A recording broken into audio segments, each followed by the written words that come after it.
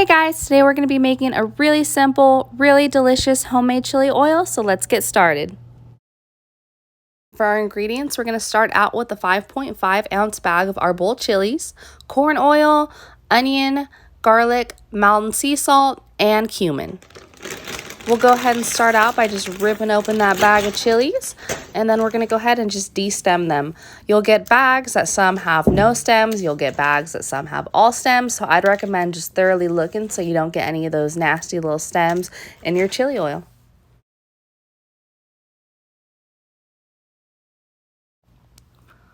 All right, once we're done de-stemming those chilies, we're just going to go ahead and set that aside and get started on our onion. We're going to go ahead and just chop the top off and the bottom. And then we're going to go ahead and cut it in half, peel the skin off, and then we're just going to go ahead and quarter it and chop it into about 1/2-inch chunks.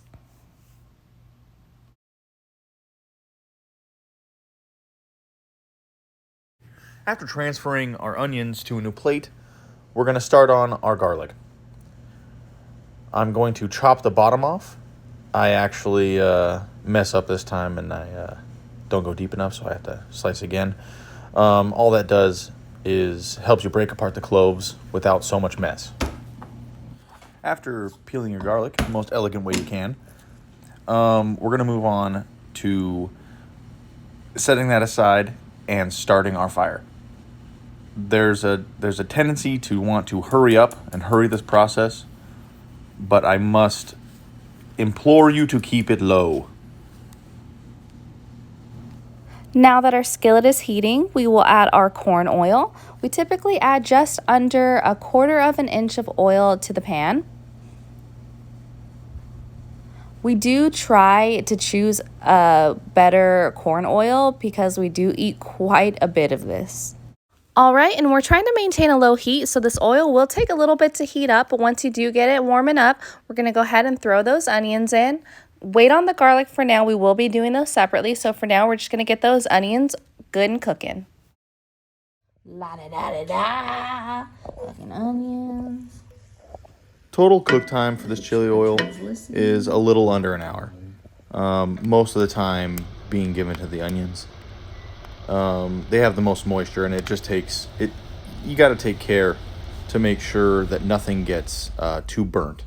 As you can see, things are toasting up nicely, and that's kind of what you're looking for. You don't want anything too burnt, and if they are getting a little too dark, I will take individual pieces out early if I have to.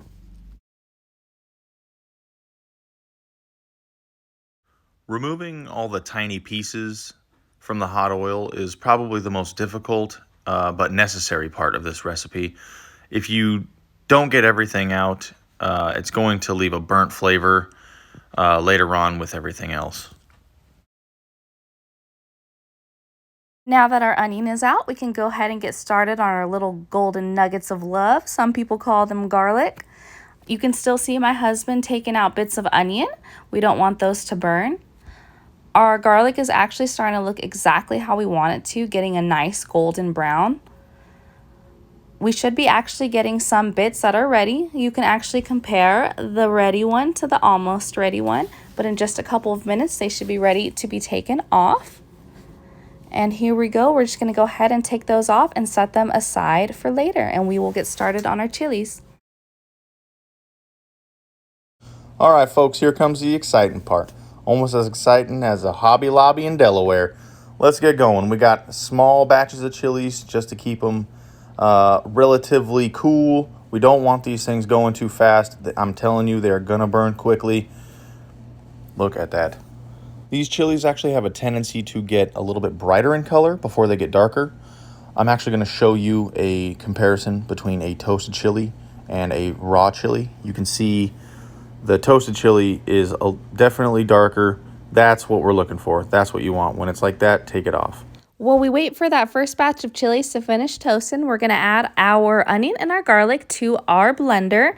What we're going to do is we're going to go ahead and give that a little bit of a pre-blend to go ahead and incorporate our dry spices. As you can see now, our chilies look nice and toasted, so we're just going to put those straight into the blender.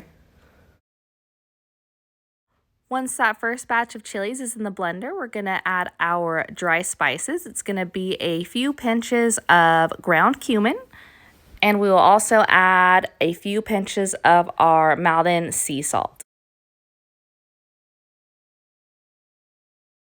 Now we're just giving this a quick blend to mix all those dry spices and our fresh chilies and our garlic and our onion together, and it should look something like this.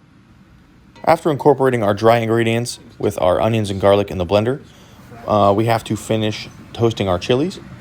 Once that's done, as you can see here, I'm adding them to the blender. Just do it the best you can. This thing is terrible.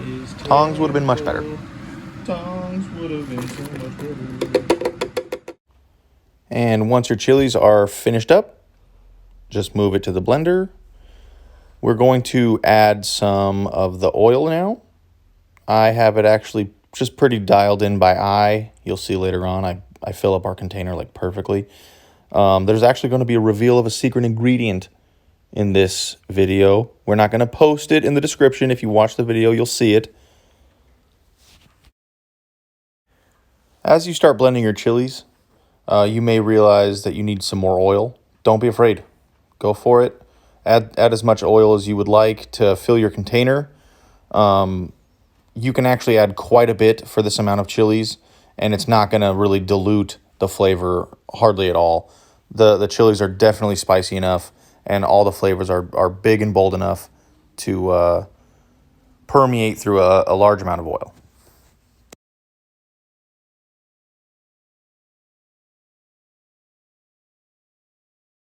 So this next part is completely optional, but this is kind of just our little secret ingredient. We add a tablespoon of honey.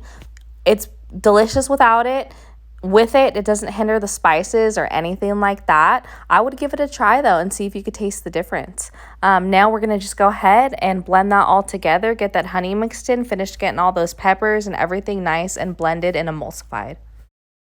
After a few minutes of blending and we're happy with our consistency, we turn our blender onto a very low stir setting right before we take it off and pour it in. And as we pour it in, and this is a good way to see the consistency we went with, and we're just going to fill that puppy right up. All right, ladies and gentlemen, there we have it. The most ridiculous chili oil on the planet. If you don't believe me, give it a shot yourself. Tell me what you think could make it better. What it does to chicken is miraculous. The link to this recipe right here will be in the description. It goes good on eggs, chicken, fish, beef, tacos, Chinese food, whatever you want. It's insane. Give us a like, give us a thumbs up, subscribe, hit me up, motherfucker, on the tube. I'm on the tube.